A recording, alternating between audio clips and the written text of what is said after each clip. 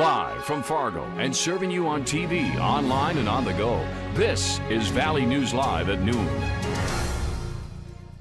We begin with breaking news. A 14-year-old is dead after Otter Tail County officials say they believe the family dog attacked and killed him late yesterday afternoon in rural Battle Lake, Minnesota.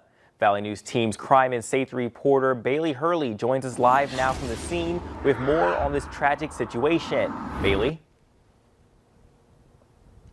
Yeah, Brian, this is about as close as I can get you to the scene right now on Twin Lakes Road in rural Battle Lake, Minnesota. That home where officials responded to just about a quarter of a mile over my shoulder here. But officials say they responded to that home just after 3 o'clock yesterday afternoon for a welfare check. They found that 14-year-old boy dead in the yard, appeared to have been killed by the family's Polish long-hair shepherd. Now, at this time, there's no official details as to why a welfare check was being done, but dispatch audio does indicate that the boy had not been heard from or had been missing for at least 3 hours. Now, officials say when they arrived on scene, the dog was acting extremely aggressive, and they say due to a public safety risk, as well as by request by the dog's owner, that dog was later put to rest. Now, this remains an active and open investigation today, and officials say that they do plan to release the name of that 14-year-old boy at 1 o'clock this afternoon. I'll have much more on this story for you tonight on Valley News Live at 5. For now, reporting live in Otter Tail County, Bailey Hurley, Valley News Live.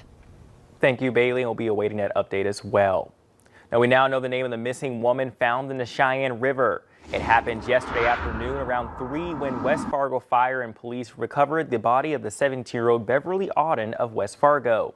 Auden was found along the bank of the Cheyenne River between 13th Avenue West and 7th Avenue West. The West Fargo Police Department says they are still finalizing the investigation. New for you at noon. One man is now under arrest and police are investigating after a pedestrian is hit and killed by a driver early this morning. The crash happened before 3 this morning in the 3100 block of 28th Street South. That is the area near to Ed Clapp Elementary. Police also say the driver, 24-year-old Dylan M.E. Leopard, faces several charges after fleeing the scene following the incident. The area was blocked off for several hours, but is now back open. Well, it's a little chilly outside, and we saw a little bit of flurries and also this fog. Let's check in with meteorologist Lisa Green. Yeah, we're talking all sorts of weather that's just not welcome, I think, from a lot of folks. We're talking about the fog that's led to some frost and, of course, the flurries, too. A lot of conditions that are unpleasant. And we're looking around here. You can see Cullum has had some fog and some frost, and you can see a little bit of ice on the camera there on the DOT cam. And along Highway 36 in Stutsman County, a little bit of frost or even some light snow on the grassy surface there. Leeds in the Rugby area, we've had some areas of dense fog in that area too. So it's just been one of those gloomy days, and perhaps even a little bit on the slick side in some of those places that have had some frost as well. So the widespread area of fog is out to the west. Carrington still at 3/4 of a mile visibility. Candu still stuck under a mile as well, but that's actually an improvement. We've been at a 1/4 mile there for hours. So that's good to see that come up. Gwinner's at 2 miles. We're at 2.5 in Foston, and I think we're going to still have some fog hanging around. I'm hoping to see some improvement as we go through the afternoon, but there will still be some of those low clouds, and don't be surprised when you see a flurry fly by your window here this afternoon as well. So it's just one of those gloomy days. I'll let you know what we're expecting as we head toward the weekend coming up here. That cool down is in progress. All those details in just a couple of minutes. We saw a good bit of those flurries earlier today and even a little bit now, so we'll stay tuned with you and see what else we'll see today. Thanks again, Lisa. Well, a man is in jail after police say he threatened someone with a machete. They got a first call around 9:30 late last night from the 1900 block of 1st Avenue South, then a second call about someone stabbing trees with a knife about 4 blocks away. Officers arrested 38-year-old Thomas Boswell of Bemidji for assault and criminal damage to property. Police say the person who was threatened was not injured. President Trump is getting significant support from Republicans for the long shot lawsuit, asking the Supreme Court to reverse the election. 106 House Republicans, more than half, are backing the effort to throw out the results in Georgia, Pennsylvania, Michigan, and Wisconsin. Most legal experts say the lawsuit has no merit and expect the justices to reject it. Weijia Jiang reports from the White House. President Trump met behind closed doors Thursday with several Republican state attorneys general.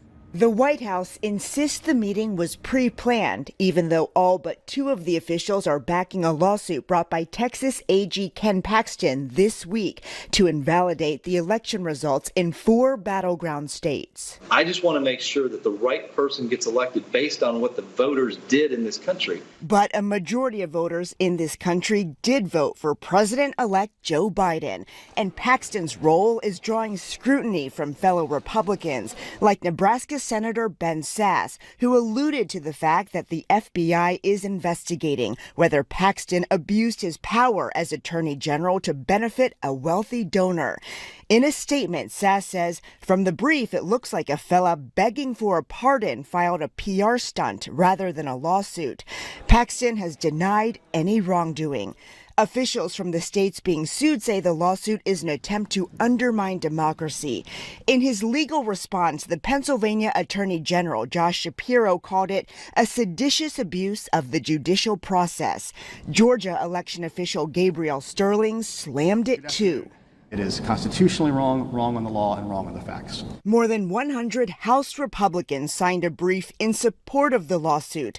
The signers represent a cross-section of the Republican Party, including establishment figures and even some moderates. Some Republican senators expressed concern. I do not understand the legal theory. It's just simply madness. Many legal experts agree the suit is baseless and unlikely to even be heard by the High Court. This case has no factual or legal basis, and beyond that, it defies all aspects of federalism to say that one state should be able to challenge the election processes in another state. States absolutely do not have the standing to bring a lawsuit against another state's election process. Weijia Zhang, CBS News. The Supreme Court could announce its decision on whether or not to hear the case as early as today. President-elect Joe Biden is focused on the future, announcing more key cabinet positions, including Dennis Maduro to lead the Department of Veterans Affairs. He also named Susan Rice as director of the Domestic Policy Council and Katherine Tai as U.S. Trade Representative.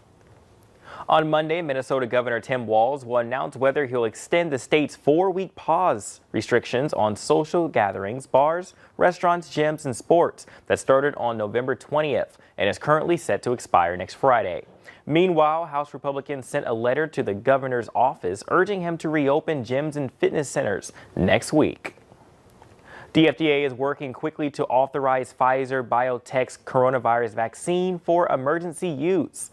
FDA Commissioner Stephen Hahn released a statement this morning which says the agency has informed the sponsor that it will rapidly work towards finalization and assurance of the EUA. The statement also says the FDA has notified both the CDC and Operation Warp Speed so they can execute their plans for distribution. It comes a day after an independent panel of experts to the FDA voted overwhelmingly to recommend emergency use of the vaccine.